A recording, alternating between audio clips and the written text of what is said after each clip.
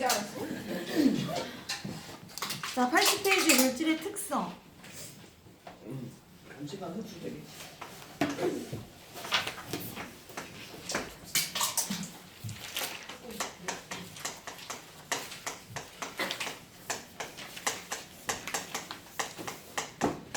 이거 그 앞에 배웠던 물질의 상태 변화 연장선이거든요. 자, 그러면 우리 물질의 특성은 어떻게 확인을 하는지, 주변에 여러 개의 물질이 있을 거 아니야. 얘가 어떤 건지 알아내는 이 방법들을 물질의 특성을 이용해서 알아내거든요. 그래서 물질을 먼저 어떤 것이 물질이고 얘가 어떤 특성을 갖고 있는지 그거 먼저 볼게요. 선생님, 근데 제가 어떤 유튜브에서 봤는데 근데 그 유리가 고체가 아니라 액체예요? 유리 살짝 액체랑 살짝 흘러내린대요. 흘러내리죠. 한 수만 년 후면은 액체가 그 유리가 흘러내리죠. 수만 년이면 너무 흘러내려. 썸머서 바람이 날리고 있지 않을까? 저 되게 쩌네. 일단 과학에서 유리는 과학책에서는 고체로 분류합니다. 자, 그럼 이제 물질을 분류할 건데 물질을 크게 두 가지로 분류를 합니다. 순물질과 그 다음에 지방은 순물질이 아니라 미안한데. 혼합물. 족발. 미니 족발. 왜 그래? 지방은 내 지방은 미안한데. 자, 순물질하고 화합물 두 가지인데, 자, 혼합물 두 가지인데 순물질의 경우도 또 두 가지로 나눠. 얘 갖고 있는 원소나 종류가 한 개만 있는지 아니면 여러 개가 결합해서 한 세트로 있는지에 따라서 구성 원소가 그냥 하나밖에 없어. 그러면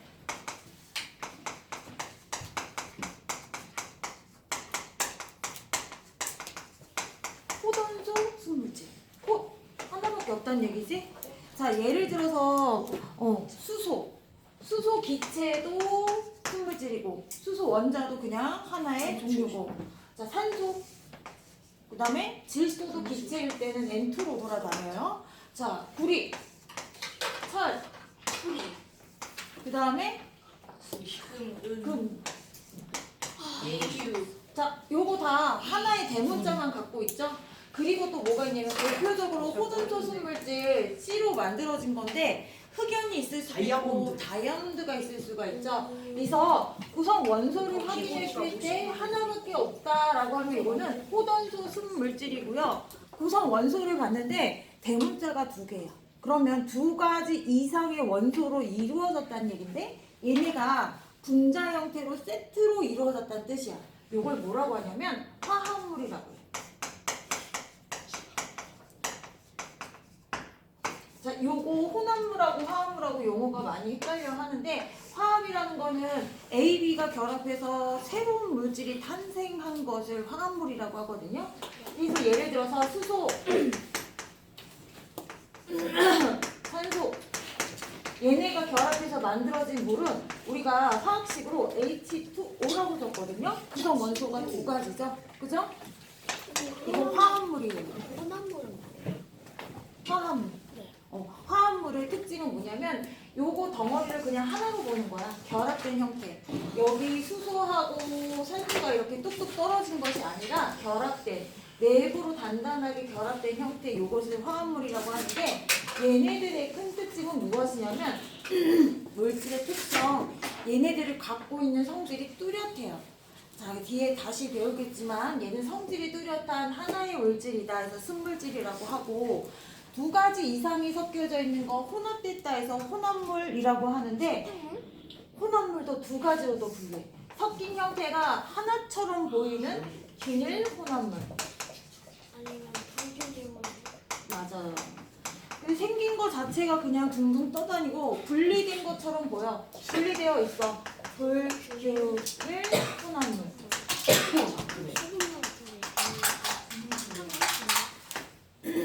왜 그래? 괜히 뜯어지는. 여건아 뒤에 버려. 손 다칠라. 아 저요?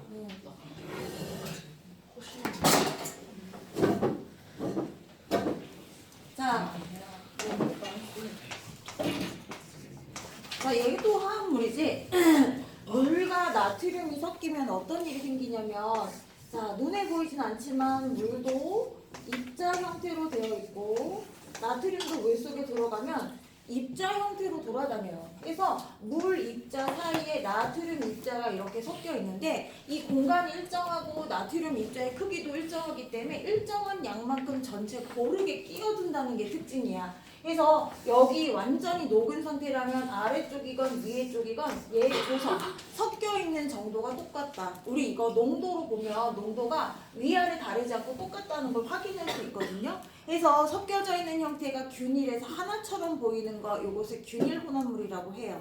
고르게 섞여 있어서 자 우리가 하나처럼 보인다. 자 그런데 물질 특성 나중에 배우게 되는데 걔가 뚜렷하지 않는다는 것을 보고선 얘가 순물질이 아니라 혼합물이다라는 걸 확인할 수 있죠. 자 그럼 불균일 혼합물은 무엇이냐면 딱 봐도 분리되어 있어. 대표적으로 암석 보셨어요. 암석. 자 암석 같은 경우 우리 앞에서 배우셨어요? 학교에서 배웠지? 장석, 석영 이런 거. 중1. 니네 각성석 이런 거 배우던데? 그거 중학교 1학년 때 했던 거잖아요. 어디지? 마크에서 각성석 하이탐에서 했을 마크. 마크에서 나오지 미도 이거니까 주민만 파괴하는 거. 별걸 다 암석 종류 다 얘기하는데? 자 암석은요. 자 얘네가 자연 상태에서 녹았다가 다시 굳어진 형태인데 얘네 특징은 뭐냐면 친한 애들 자기 원래 갖고 있던 식구들을 갖다 옆으로 불러들여요. 그래서 여기에 예를 들어서 장석이라는 애가 있었어. 그러면 장석은 자기네들 근처에 있는 애들을 끌어다가 더 큰 덩어리를 형성한다는 거예요. 그래서 뜬뜬뜬 서로 다른 암석들이 각각 결정을 구성하고 있는 이런 암석들 불균일 혼합물이고요. 그리고 우유는 색깔이 있기 때문에 우리가 명확하게 구분하기 힘들지만 우유 먹을 때 흔들어 먹으라고 하지?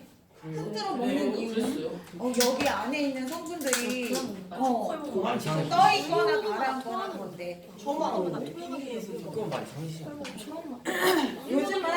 요즘은 많이 기술이 좋아져서 그렇지 않은데 우유 마시고 나면 입에 이렇게 하얀 거 붙지. 저요? 안 붙어? 네. 우유 마시고 나면 여기 입에 하얀 거 묻기만 붙어. 하지 않아. 수영이에요. 입에 타는 거. 이거 이유가 뭐냐면 밀크쉐이크도 아니고. 우유 위에 지방이 예전에 우유 선전할 때는 우유 마시면 여기 하얗게 붓고 막 그랬거든. 자, 그 이유가 뭐냐면 우유에 있는 지방이 우유 속에 녹아있지 않고 위에 살짝 뜬 거야. 떠서 마셨을 때 지방이 위쪽이니까 입술에 먼저 닿는 거지. 그래서 얘가 쉽게 내려가지 않고 그냥 여기 이렇게 하얗게. 근데 요즘은 기술이 좋아져서 그거를 작게 쪼개갖고 우유 속에 최대한 들어갈 수 있게끔 만들어 놓는 거야. 근데 얘 원래 자연에서 얻어진 그 우유 자체는 불균일 혼합물이에요. 조성이 고르게 섞여져 있지 않아서 우유는 흔들어 먹으라고 하고, 그 다음에 과일 주스. 과일 주스는 당연히 물이랑 우리 왜 오렌지 주스 하면 이 알갱이도 있을 뿐더러 얘네가 가라앉는 게 보이지. 오랜 시간 냅두면 위하고 아래하고 분리되는 걸 볼 수 있어요. 이런 것들이 불균일 혼합물이에요. 과일 주스, 카페인 주스. 얘들아, 공기는 무엇에 해당이 될까? 공기. 공기는 하나, 둘, 셋, 네 개 중에 공기. 혼합물. 혼합물인데 질소 78%. 균일 혼합물이야. 자, 얘 조성이 대기 중의 조성은 질소, 산소, 아르곤, 이산화탄소 이런 게 있는데 얘가 가장 많고 갈수록 줄어들잖아. 요 조성이 여기나 위나 똑같대. 왜 그러냐면 공기라는 애들은 자기네들끼리 압을 조절하는 성질을 갖고 있기 때문에 설탕이 소금이 물에 고르게 들어가는 것처럼 얘네도 기압에 따라 자기네들끼리 스스로 조절돼서 고르게 섞이는 게 특징이에요. 그래서 공기도 균일 혼합물에 해당이 되고, 바닷물은 균일 혼합물. 균일 혼합물 역시 설탕물, 소금물처럼 균일 혼합물에 해당이 됩니다. 꼬꼬마 동사.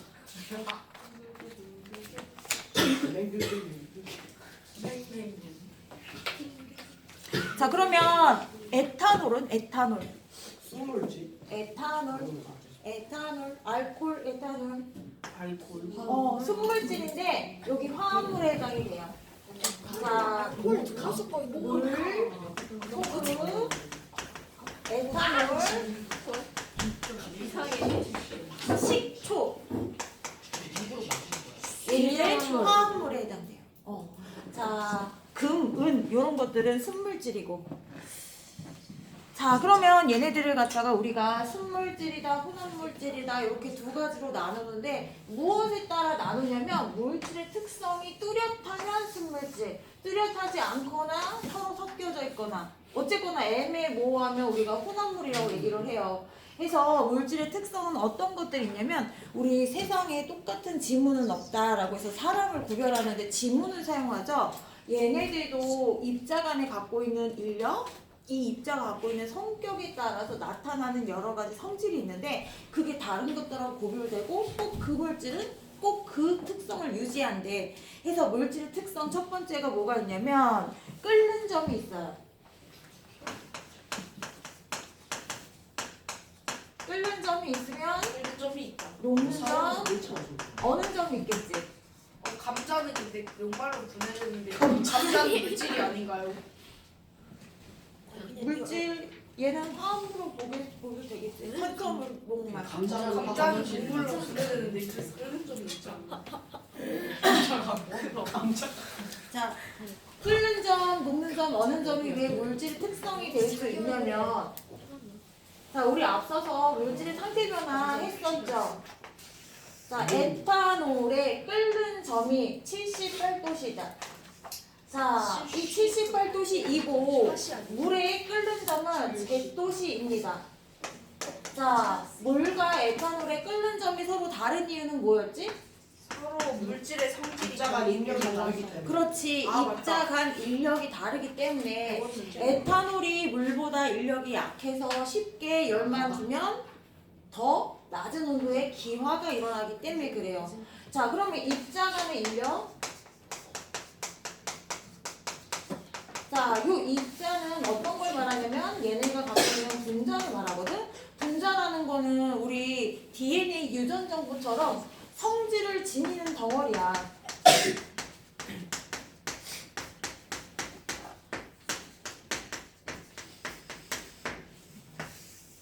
자, 그러니까 얘가 나타내는 성질이 당연히 얘만 갖고 있는 고유의 특성이라고 볼 수 있다.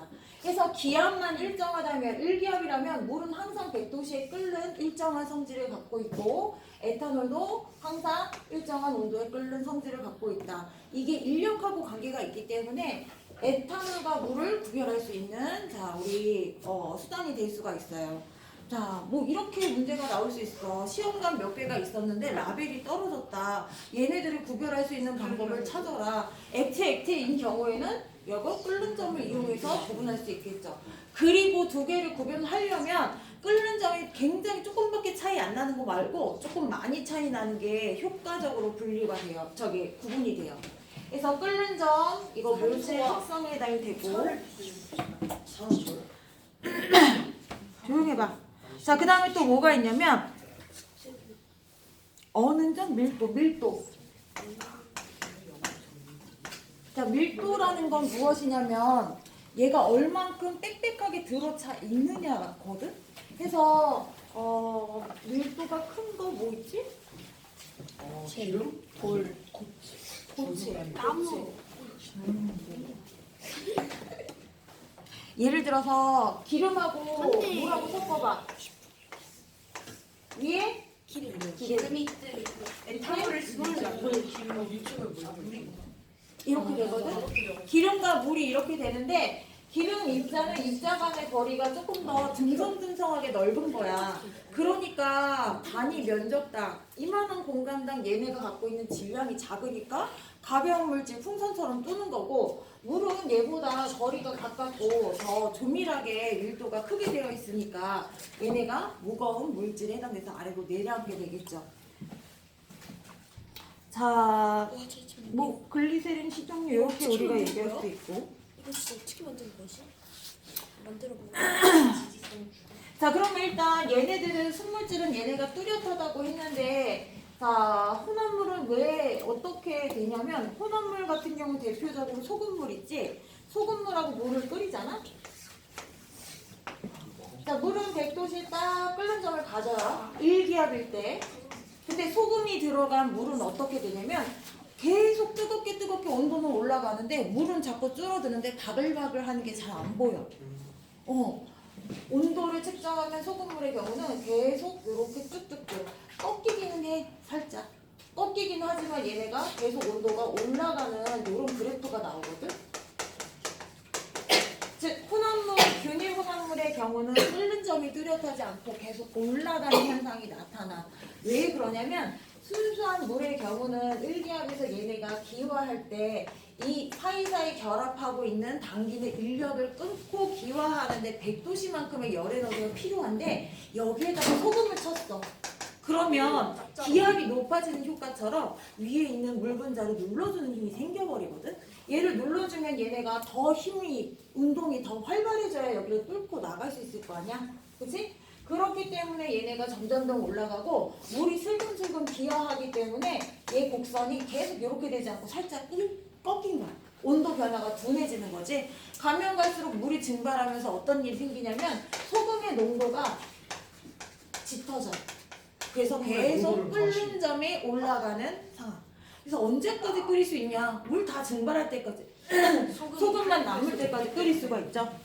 소금 태우면 어떡해? 탄소금 되지. 우리 왜 새우구이 할 때 소금 태워봤잖아. 태워봤어. 소금 세워서 먹잖아. 소금 위에다가 새우 넣어갖고 구워 먹잖아. 그래요? 까맣게 소금구이를 몰라. 소금을 뭐냐고 몰랐다니. 안 먹는데. 자, 순물질과 혼합물질 색을 볼게요. 자, 호돈소 한 가지 원소로만 이루어진 순물질. 우리가 원소 기호 적을 때 한 가지만 적을 때 이것을 순물질이라고 하고, 화합물은 두 가지 이상의 원소로 이루어진 순물질로, 자, 역시 얘네 물질의 특성이 일정한 것이 특징이다. 자, 그럼 혼합물은 두 가지 이상의 순물질이 섞여 있는 물질. 균일은 고르게. 자, 식초, 공기, 탄산음료 합급. 자, 그 다음에 불균일 혼합물. 성분 물질이 고르게 섞여 있지 않은 혼합물. 흙탕물, 우유, 암석, 과일 주스들. 자, 요거 물질의 특성이 다르게 나타난다. 다르다라고 되어 있죠? 자, 그러면 이거 말고 또 물질의 특성을 구분할 수 있는 것이 있는데, 자, 왼쪽 80페이지 겉보기 성질 봐봐. 희찬아, 80페이지 동그라미 2번 겉보기 성질 찾았어? 읽어봐봐. 색, 그릇의 맛, 두께, 결정 모양 등 감각기관을 이용하여 구별할 수 있는 물질의 성질. 겉보기 성질만으로 물질을 완벽하게 구별할 수는 없다. 자, 우리 겉보기 성질을 이용해서도 얘네들을 구분하는데 물의 성질을 무색, 무치, 무미라고 하거든? 자, 아무것도 나지 않으면 물이라고 할 수 있는데 요즘은 내가 스모킹건 이런 거 범죄 이런 거 그런 거 뭐 프로파일링 이거 자주 보는데 독약의 종류 중에 하나가 무색, 무치, 물하고 똑같아서 먹을 때까지 모르고 먹고 나중에 죽은 경우가 나왔더라고요. 그러다가 청산가리 타면 되는 거야. 맛이 염소. 그래서 이런 경우는 하나는 물이고 하나는 에탄올이다라는 전제 하에 아무 냄새도 안 나네, 물이고 냄새가 나네, 뭔가 알코올 술 냄새 나네, 에탄올이구나라고 구분할 수 있잖아. 모르는 물질 같은 경우에 위험할 수도 있고 맛을 아무거나 볼 수는 없잖아. 그리고 사람의 육안으로 우리가 색깔을 구별하기에는 한계가 있기 때문에 겉보기 성질은 그냥 간단한 그냥 덮어쓰시라 그냥 덮어쓰시라 그거 가져다요 해서 자, 겉보기 성질로도 구별은 할 수 있지만 객관적인 자료에 해당이 되지 않습니다. 자, 그리고 물질의 특성 밑에 보면 자, 양에 관계없이 그 물질만이 나타내는 고유한 성질이 물질의 특성인데 양이 많아져도 얘 물의 끓는 점은 높아지지 않는다는 거지. 예를 들어서 100g의 물을 끓이면 1기압에서 100도씨에 끓게요. 얘를 갖다 양을 늘리면 어떻게 되냐면 시간만 늘어나지 않을까? 시간만 늘어나. 이 높이가 변하지 않는다는 거는 얘가 갖고 있는 인력이 변하지 않는다는 얘기지. 시간만 달라질 뿐 얘가 놓는 각각의 상태 변화 지점은 변하지 않는다. 얘가 갖고 있는 인력이 변하지 않는 이상 얘네들은 항상 일정한 온도에 끓는 점을 갖는 게 특징이에요. 자, 그러면 얘를 갖다가 끓일 땐 이런데 얘를 갖다 얼리면 어떻게 되냐면 물은 몇 도씨 얼죠? 0도씨. 0도씨 얼죠? 정확하게 0도씨 정도의 얘네가 인력이 생겨서 운동이 둔해지면 서로서로 당기는 힘이 세져서 0도씨의 고체로 응고되는 자 어는 점이 발생하게 되는데 소금물의 경우는 바닷물은 잘 안 얼죠? 올해는 바닷물도 얼 정도로 춥다고 얘기는 해. 근데 바닷물은 강물이나 호수보다 잘 얼지 않아. 왜 그러냐면 물 사이에 소금이나 여러 가지 성분들이 섞여져 있기 때문에 그렇거든요. 온도가 계속 내려가지 않고 이렇게 완만하게 점점 내려가는 상태가 나타나. 즉 영하 10도씨에도 액체 상태로 존재하는 게 보인단 말이야. 이건 왜 그러냐면 물이 있어. 얘네가 결합해서 얼음 구조를 형성할 때는 물 분자끼리 끌어당겨서 육각기둥을 만들어줘야 돼. 육각형 모양을 만들어줘야 돼. 근데 여기 중간중간에 소금이나 염화 마그네슘, 염화 나트륨 성분이 끼어들면 얘네가 결합하려고 할 때 이 결합 부에서 방해를 놔. 그래서 얘네가 더 강한 힘으로 결합할 때까지 온도가 내려가도 얼지 않는다는 거지. 어는 점이 내려가는 효과가 생겨요. 그래서 바닷물을 쉽게 얼지 않는 이유는 소금이 물의 응고, 어는 점을 방해하기 때문이다. 이렇게 알아두시면 되고, 이런 혼합물이 쉽게 끓지 않고 쉽게 얼지 않는 성질을 이용해서 우리가 주변의 생활의 예로 사용되거든요. 자, 3번 혼합물의 특성을 이용한 예. 자, 봄이 읽어봐봐. 눈이 내린 길에 염화칼슘을 뿌리면 어느 점이 낮아져 도로가 오는 것을 막는다. 땜납 납과 주석을 섞어서 넣는 땜납은 납보다 높은 점이 낮아 쉽게 녹음으로 회로를 연결하는 데 사용한다. 필질 납과 주석을 섞어서 만든 필질은 샘 분리와 흐를 때 쉽게 녹아 분리를 채워넣는 데 사용한다. 워셔액 물 알코올 된 물은 물로 순수한 물보다 어느 점이 낮아 겨울철에도 얼어붙지 않는다. 자, 얼지 않는데 균일 혼합물을 우리가 많이 사용하게 되는데, 자, 제설제 우리 눈 내리면 하얀색 소금 같은 거 막 뿌리죠. 얘가 원래 0도씨만 돼도 얼음이 되어야 되는데 얘가 영하 10도씨까지 내려갔어. 근데도 얼음이 형성되지 않고 그냥 물로 존재해. 이 이유는 얼음 결정이 만들어질 때 염화칼륨 이런 제설제가 뿌려져서 요 응고를 방해하기 때문에 나타난 현상이고요.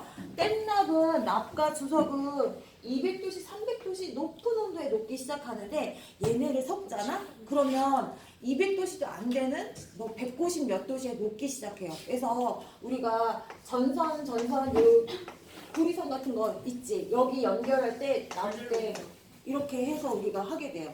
여기에다가 납을 갖다 녹여서 도로를 깔아주는 것처럼 전자가 이동할 수 있게끔 납을 갖다 땜질을 해주거든.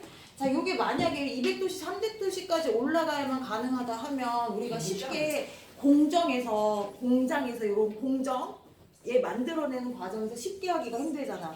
근데 우리가 200도씨까지는 올라가. 우리 머리 이렇게 하는 여자들 고데기 알지?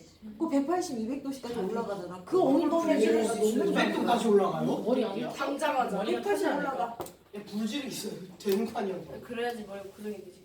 머리카락이 계속 10분 동안 누르고 있으면 머리카락이 없으면 구성이 안 되는데. 자, 어쨌거나 낮은 온도에 쉽게 녹아버린다는 거. 왜 그러냐면 납이 순수한 납만 있을 때는 단단하게 잘 잡혀 있고 주석도 자기네끼리 있을 때 단단한 구조를 형성하고 이제 섞여버리면 엉성하게 얘네가 엉겨져 있는 거야. 납 사이의 주석이 그냥 대강대강 있기 때문에 조금만 열줘도 이게 바로 찢어지는 거야.